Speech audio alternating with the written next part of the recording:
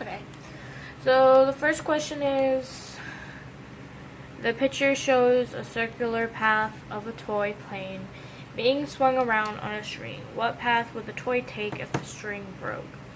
So from our diagram, we can obviously see that this is the string in which she is holding. And this is the path on which she's going. So since it's about this point right here, as soon as she lets go, it's the same with the laws of motion, that it would immediately keep going the straight direction because that's where all of the force is going. So the answer would be A, straight. Next, we're going to do this question, number 3, which is, if 25 kilogram hollow sphere experiences a moment of inertia, 0.21 kilograms per m squared, what is the radius of the sphere? So the original equation would be inertia equals 2/3 mr squared. And so what we're trying to find is radius of the sphere. So if we take the information, we have to obviously get r squared by itself. So if we start by dividing 2/3 m on both sides, the equation then becomes inertia over 2/3 m equals r squared. And we go ahead and plug in the numbers we originally had.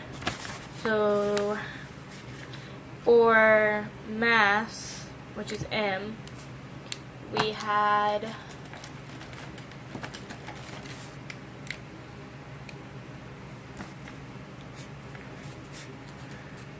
So for mass, we had 1.25 kilograms. And for inertia, it said that we had 0.21 kilograms per meter squared. Equals, obviously, r squared. So the first thing we do is we divide and cancel out. So the k's would cancel out, and when you divide this into this and then divide it, you get 0.252 equals r squared. And then because it's squared, you have to do the square root of both sides, which cancels out the squared.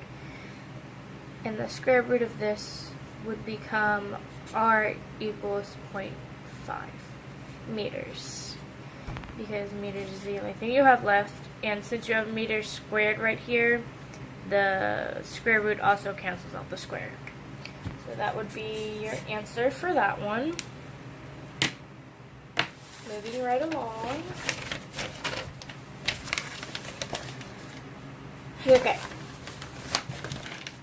So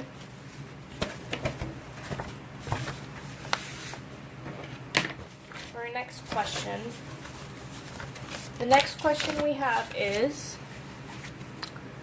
a wheel of radius 12 meters starts from rest and accelerates at the rate of 5 radians per second squared. Through how many radians will it turn into 20 seconds? So the equation in which we're going to use and derive an equation from is delta 0 plus t plus 1/2 acceleration times. So delta goes to 0, this goes to 0, so we're left with 1/2 AT squared.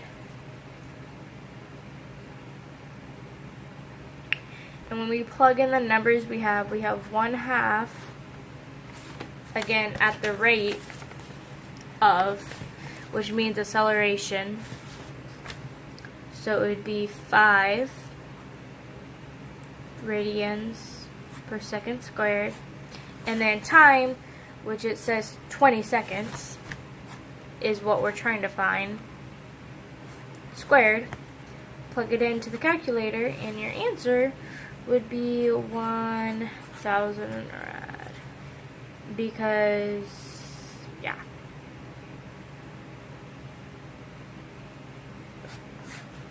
When obviously you solve it, it becomes that answer. So that is your answer.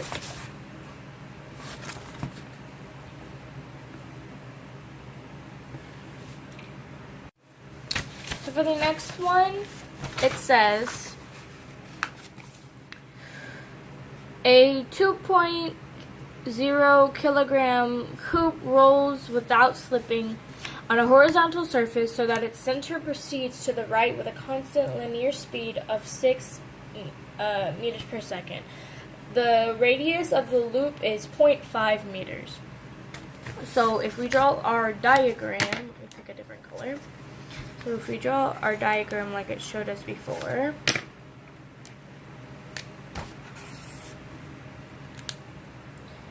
with the point,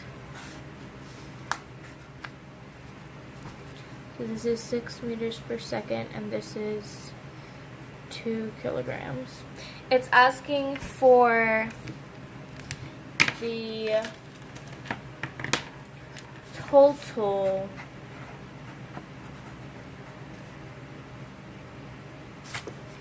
kinetic energy. So that means that not only are we finding the constantly for kinetic energy, not only are we finding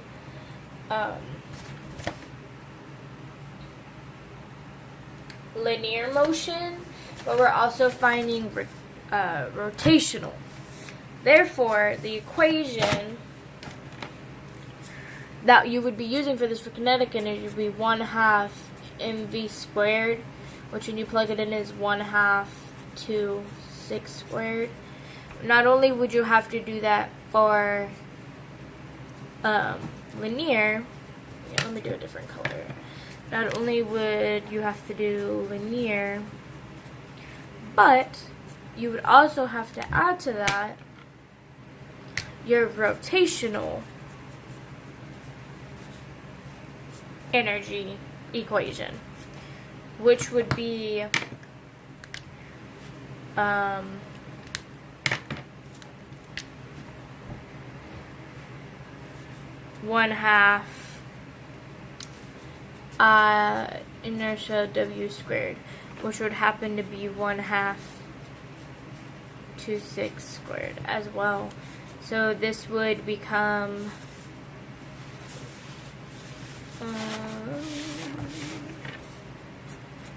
36 plus 36, which would get you 72J, and that would be your answer.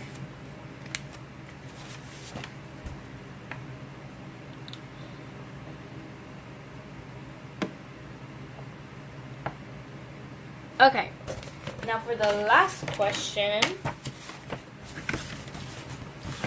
it is, a ball attached to a string is rotating at 2.4 radians per second and increases uniformly in angular velocity to 5.2 radians per second in the next 3 seconds. Choose 2 correct statements below. So the reason as to why A is correct is because since it's talking about increasing uniformly and talking about angular velocity, that means that angular acceleration would also be involved, and the basic equation would be W equals W0 plus AT. Therefore, that answer A is correct. And then D is correct as well, because if the equation can be used when it says increases uniformly, that means that it has a constant angular acceleration, because that's what uniformly means. Uniformly equals constant. Yes, and that's it. Woo. Oh, that's marker in my hand.